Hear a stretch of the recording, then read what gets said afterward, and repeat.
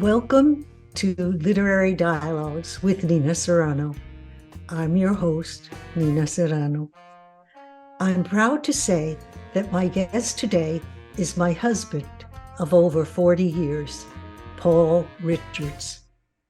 Paul Richards has just published an exciting and inspiring book, Private Property and the Goddess. The first page of this exciting book offers a quote from the national poet of El Salvador, Roque Dalton, quote, "I accuse private property of depriving us of everything," unquote. You dedicate the book appropriately to your mother, Huddy Edwards. Tell us about her and your early life that led you to this theme of private property and the goddess. Well, thank you, Nina. I'm privileged and a pleasure to be here with you to talk about this book. I'm dedicating it to my mother because this book is the last conversation between us. She was a out-and-out feminist, communist writer, journalist who suffered the exclusion from the mainstream and the persecution that communists have witnessed in this country and abroad for decades and decades. That's the milieu in which I grew up. And from her writings and her outlook to life, I developed my worldviews that go into writing this book. And it also developed my desire to have a platform such as Estuary Press, where this book is published and where we publish your books and my father's films of the civil rights movement and the peace movements from the 1960s, on a platform that has no gatekeepers, that we put out and publish what we want, we say what we want. And that's been very important to us. And I have to dedicate this book to my mother because she played such a big role in opening my eyes to what is in front of us here in this world today. Well, as a PhD in history, what led you to bring these two different words together? The subjects of private property and the goddess are two subjects not usually linked. How do they come together in your new book? My attempt in this book has been to try to understand why it is that the mainstream narrative cannot seem to understand the need to live in harmony with nature and cannot seem to stop the oppression of women on a global scale. And because I was raised outside this mainstream, I've been haunted, really, trying to understand what's the power that lays behind the continued false narrative that we live under. And so as I looked into this, because I have a background as a Marxist and a scholar of U.S. history, I focused on private property and the role of private property in our lives. And I can begin to see that it's everywhere and everything. And what I didn't see, and what this book helped me to see, was the goddess. For me, the goddess is not a god outside of us up in the sky telling us what to do. The goddess is the life force that we all know exists, that for me is embodied in women in our societies, in the human society, with the powers of creativity that lie within their bodies and the functions that this leads to in terms of their social roles and their roles in my life. I mean, I have a daughter, I have a mother, I have a sister, I have a wife, and all of these relationships have led me to understand the primary role of women and of creativity, which opened me to understand this concept of the goddess. So, how did you come to view Marxism as a patriarchal philosophy? Well, Marxism was so integral to my whole life. I didn't see it as I grew up as I joined the Marxist movements in Berkeley in the 60s and during the period when I was fighting the draft. And I mean, I didn't see Marxism as a patriarchal philosophy until very, very recently. There's a section of the book which describes why I think that. One of the things that led me to look at it that way was my mother's view of Marx and Engels, which always included a critique of their treatment of their wives. Uh, you know, their wives in the times of the 19th century in Germany and England, and she was always adamant that they benefited from their wives' labor and from their input, and they never acknowledged it. And I thought, well, that's patriarchy for you. So I uh, started to look at it that way. And when I started writing this book, I came to the question of how the Marxist movement interacts with the goddess. And I began to look more deeply into it. I went back to Engels' The Origins of Family, Private Property, and the State. I looked at Engels to try to see what his view of the family was. And I discovered that his view was that the family evolved with the evolution of human society through the stages of savagery, barbarism, and civilization. It was a lower to higher evolution. And for Engels, the monogamous family was the highest stage of the human family that civilization created, and it replaced what he called promiscuous family of barbarism. Well, there was another stage in savagery that he called it, but just the idea that that's the way the human family evolved struck me as wrong, because I began to see that before history, in prehistory, it seems as if all human cultures were women-centered, and that the goddess played a central role in all of those cultures. And you can see it from uh, the amount of archaeological discoveries there are. For instance, in this book cover, this is one of the prehistoric figures of the goddess that has been found in archaeological digs. And so when I look at a prehistory that's uh, basically characterized as woman-centered and goddess worshiping, and I put the evolution of the family into that, I see that what happened was not the evolution from lower to higher, but a actual radical change in which men seized the land and created an alternative culture to the ones that they were born into in order to reap the benefits of production for themselves and not have to share it with the mother's clan, which had dominated the social organization of prehistoric societies globally. That this happened as the evolution of human society continued, and the ability to produce more and more in agriculture and in mining and other production activities created the possibility that you could sell these things to outside your immediate culture and reap profits to it. And this idea of grabbing the land and grabbing its production for your own benefit is at the heart of the establishment of patriarchy. So from the very beginning of civilization, patriarchy was key to the creation of private property, and the evolution of women in that process was one of a fall from the center of culture to a slave to the man. And that was not lower to higher. That was defeat in a war and the results of conquest. And so I couldn't put these things together. And so at the end of thinking about all of this, I had to conclude that Marxism was a patriarchal philosophy, because this notion that monogamy and the position of the women in a monogamous relationship is the highest stage of our cultural evolution is just wrong. It's not true, and it's working so badly uh, in the worldwide war against women and the things that women suffer that that had to be the way I looked at it. What was the role of monogamy? What was it supposed to achieve? Well, monogamy arose out of the men's seizure of land because land was not owned in prehistory. This is a concept that's controversial. Many people don't want to admit that because they want to say that ownership always existed, but it doesn't really seem that that's true.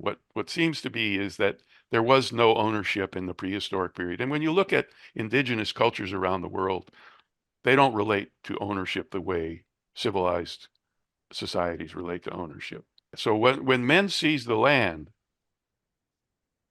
they had to find a way to keep the land in their hands, in the male hands, and not having it revert back to the female clan that they came from. I mean, this is the micro level of this whole thing. I mean, a lot of the spread of patriarchy was done through conquest, like here in the United States, where a patriarchal European world wiped out the indigenous cultures that they found here. So monogamy became the way in which the male ownership of land was secured to the children of that male and not allowed to revert back to the mother's clan where non-ownership was the standard. So monogamy became a part of land ownership, and the male actually became the owner of the woman whose children then inherited from him and created a perpetual system of patriarchal land ownership. You couldn't have patriarchy without monogamy. What was the role of your father's suicide in the writing of this book? Well, I was a good Marxist for many years, and I developed a deep defensiveness against the attacks against Marxism uh, throughout my life and throughout the years that I fought the draft and that I sat in for civil rights. I went to jail. I was a member of the Communist Party. And I felt that the attacks against Marxism were so widespread that I had to defend it and that I developed a loyalty to it that was very deep and built upon a lot of hurt. And so my father was this way, and he witnessed the demise of the Soviet Union as a very severe blow to his worldview. And in 2001, he committed suicide at the age of 89. I was 67.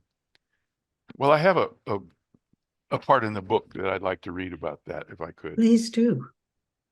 My father's suicide in April of 2001, when he was 89 and I was 67, removed the last barriers against thinking about where Marx and Engels went wrong. I was not going to be an anti-Marxist because none of our problems came from Marxism. The adversarial nature of the U.S.'s anti-communist milieu had left me with scars of stubborn resistance that I could not shake until then. My father came to the end of the road after 9 years of being partially paralyzed with a stroke, and finally with a knee injury on his good knee that left him bedridden. Like a boxer softened up with a body attack, all that was left to finish him off was a right hook to the chin. That blow was the collapse of the Soviet Union and the seeming triumph of the capitalist imperialist system he had fought against his whole life. It was a terrible blow for him, and it left me wondering how to understand it. I knew that something basic in my father's world had been crushed, and that struck me as hard as anything else. The Marxism he had relied upon had let him down. My unquestioned allegiance to Marxism died with him. I could not ignore this failure. His suicide struck me deeply, and I began to say, okay, let's stop being mindlessly defensive here and let's look at this question. So it really opened me up to going back to the Engels, the origins of private property in the state, and looking at how they looked at the woman question, and that's how that his suicide impacted me for in my thinking. And so, how did you recognize the goddess in your own life? Well, I have a another little section I'd like to read about that if I could. Yes, please. Um, how I wondered, could the primacy of the goddess in prehistory stay hidden from me until now? The rise of feminist reinterpretations of our past had revealed it, potentially removing the blinders for all those ready to see. I had gone through 2 university history departments, earned my PhD, and yet never had occasion to confront this hidden fact. I had stuck to my rebellious roots for decades, joining the working class, working with my hands, and still remained blind. Now, seeing the female roots of civilization, I came to the realization that our society's blindness to nature and hostility to women are the same thing, tied together inextricably. My inability to transcend these roots placed me undeniably inside Russell Means' chorus, singing the same old song. I had to look more deeply into our female roots. How did the universal female goddess come to dominate prehistory? And a good section of the book is devoted to trying to assess how the goddess became central to prehistoric times. How do you feel that happened? You take us through an exploration of the takedown of the goddess culture from the Greek myths to the Old Testament Bible. Tell us about the role of the Greek myths. Well, I became aware of the Greek myths because of my determination to try to understand why the mainstream narrative would not budge. I had to go back to the origins of Western um, mythology, things that work deeply in our society, that work through our school system, through the books we read, through the assumptions in everybody's lives. And so I came to Greek philosophy wondering, here's a philosophy that was set down maybe, you know, 2,000 years, 2,500 years before the Bible was written. And these people were much closer to the battle against the goddess in the prehistoric world. And so I was looking um, in the Greek myths, which I read through the writings of Hesiod, to try to see what they thought and how their origin myths related to the pre-existing goddess. So let me read this one section about that. Let's see. My new understanding of the end of prehistory made me wonder about Greek mythology. How did the ancient philosophers of patriarchy see the origins of their way of life? Maybe I could see the outlines of the demise of the goddess somewhere in their writings. After all, these writers were thousands of years closer to the times when the goddess was universally respected than we are today. I began to dig into the myths like an archaeologist in a graveyard. Then I came to the whole myth of Aphrodite, the figure in Greek mythology that epitomized the role of women.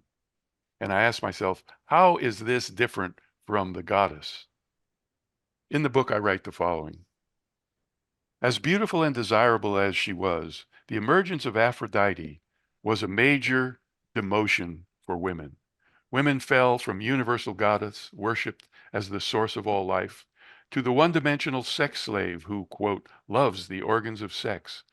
She emerged from the earthly white foam bubbling up around the castrated genitals of Uranus, not from the female womb, but from the imagination of a man. Aphrodite, says the myths, owes her existence to Uranus' godly genitals, which occasioned her epiphany in the world. It is easy to imagine this notion originating in the plight of the first men to seize the land. He's rebelled against the goddess culture and laid a claim to the land for himself alone. He's having a hard time finding a wife who will give him some male children to leave the property to when the time comes. Ancient custom had placed the control of children in women's hands. They believed that children came from the spirits and the ancestors, not from the father. So imagine this man outside the confines of cultures that had raised him, needing a wife. He couldn't just barge into a circle of women, point to one and say, okay, you come with me. I will take charge of the children that we create. The woman might laugh. Oh, really? You will raise the kids? Ha! The man replies, no, my dear, you will do it, but I will rule over you. The whole clan centered around the woman would not go for it at all. They would throw him out and slam the door. His only alternative would be to use force to grab her and lock her up in his little farmhouse. But if he raided the village and grabbed her, she could run off back to the village the first time he turned his back. So feeling alone and rejected, laying there in his farmhouse, he imagines the ideal woman. He needs her for sex and procreation. So the ideal would be a woman who loves the organs of sex. She would be beautiful and young and charming, and she would believe in him and his power over the land, and he would call her Aphrodite.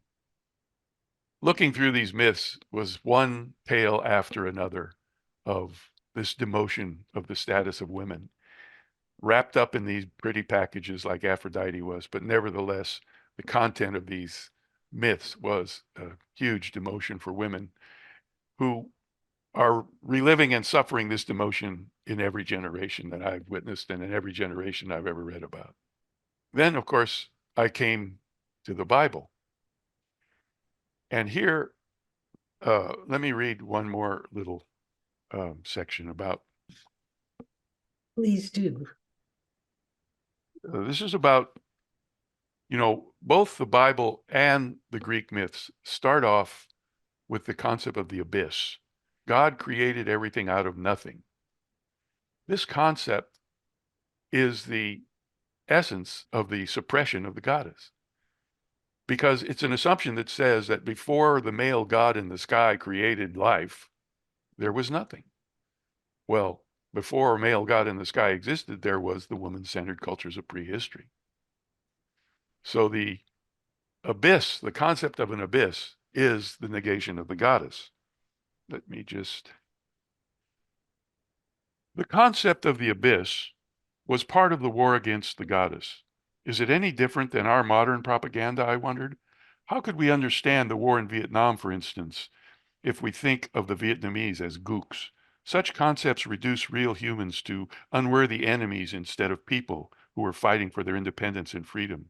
For the Greeks, the abyss erases the universal goddess who is being obliterated through land seizures. Conquerors reduce their victims to inhuman status, reserved for enemies everywhere. The lasting impact of this process is visible in the widespread ignorance and contempt of the so-called primitive people that permeates modern civilization. What is the timeline of all of these events? I put a timeline in the book because I was curious to answer that question. How did all this unfold? Just looking at the big picture, I began to see that you could time this in the following way. You could say that the rise of private property happened between 12,000 and 8,000 BC. Over those 4,000 years, this male usurpation of the land seems to have taken place. The first patriarchal civilizations arose in 8,000 BC in the Mesopotamian Valley in Iraq. The Greek myths arose in 3000 BC. So that's after 5,000 years of patriarchal civilizations had existed. But they existed as little pockets, and they came and they went. There were a lot of them that rose and fell. But each time one arose, the pattern was set. The Bible appeared in 500 BC. So the Bible is like 2,500 years after the Greek myths existed.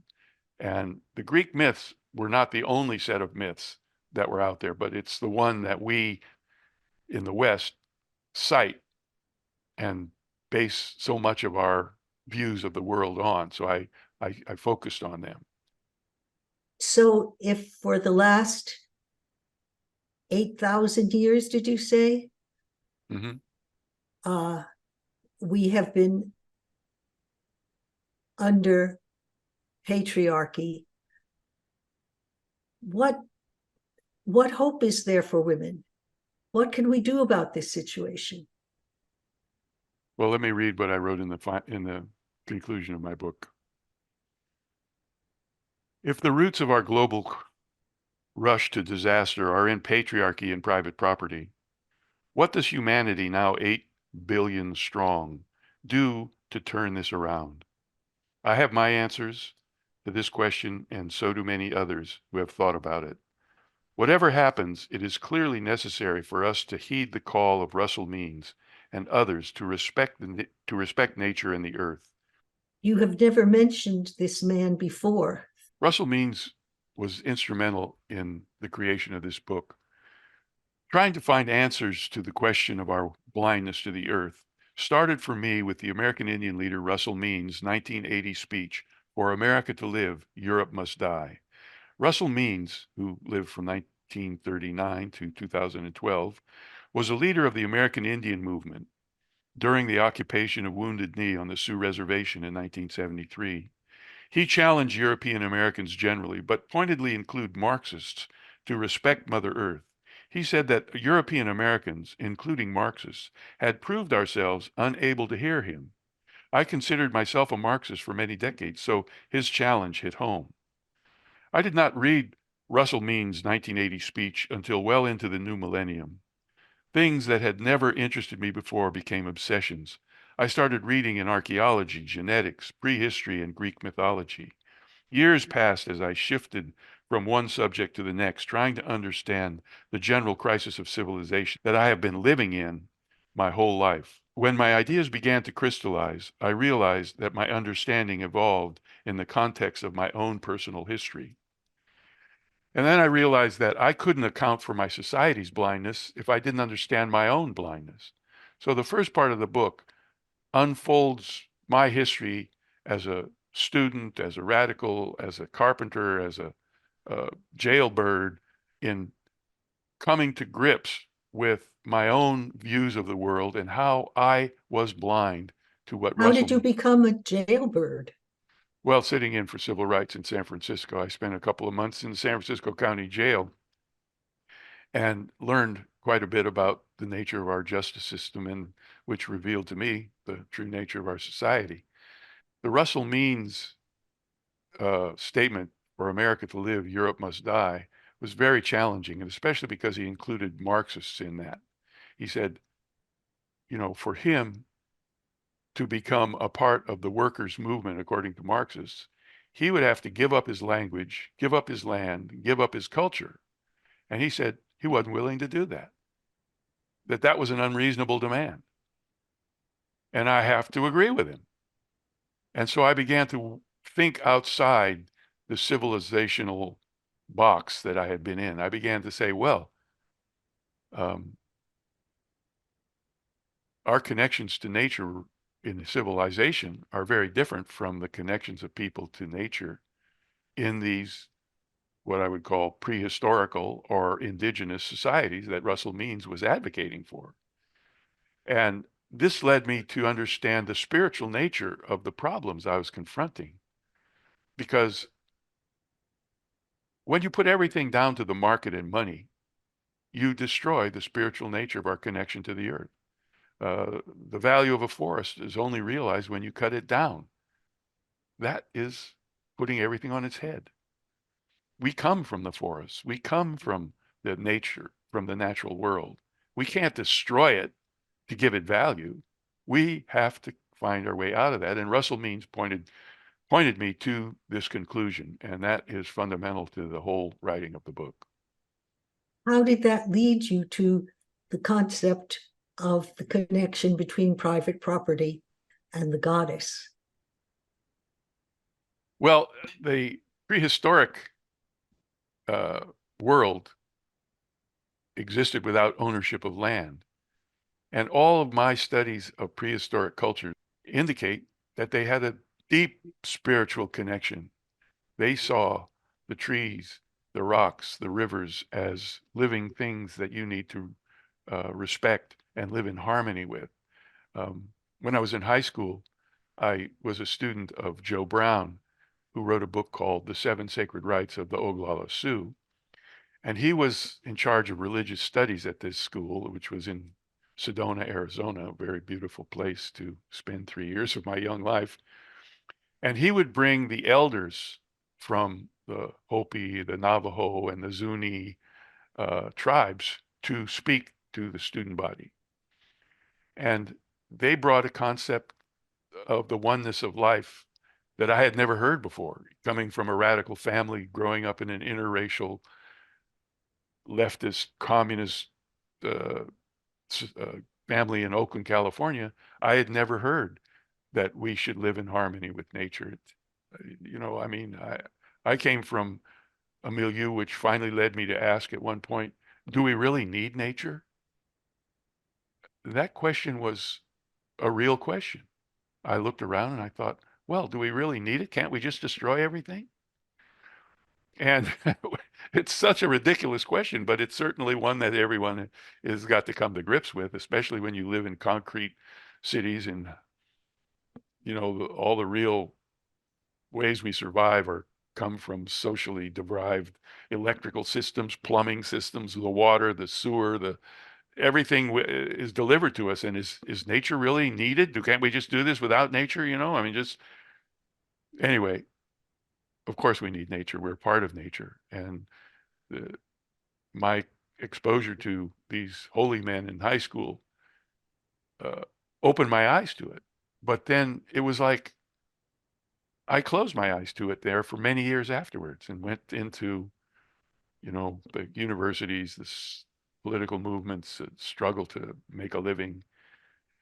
And it was like a separate compartment. And it didn't pop back out of my life, out into my view until I was much older, as a matter of fact, and as I started to um, contemplate this book and to try to understand uh, how we can go from here to there, how we can overcome these things that are leading us to this disaster at every front.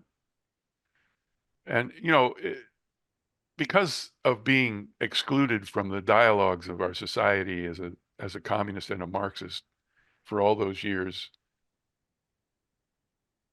I felt the need to just put this down as I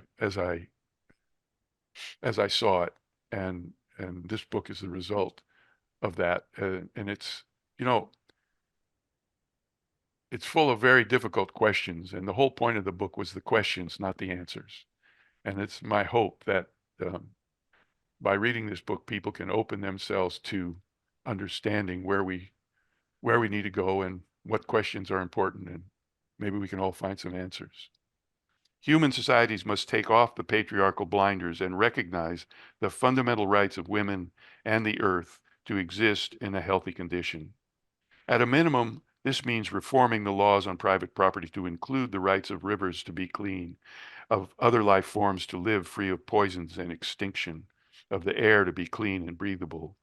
The right of women to control their own bodies, including the right to abortion, is the bottom line in the fight to reform patriarchy. The expansion of society's safety networks to include childcare, free education, and to put an end to homelessness gives expression to the social compact that must replace the individualism that has led us down the wrong path. We cannot pull these elements apart and solve them piece at a time. They're all related, and the success of any part depends on the advancement of the whole.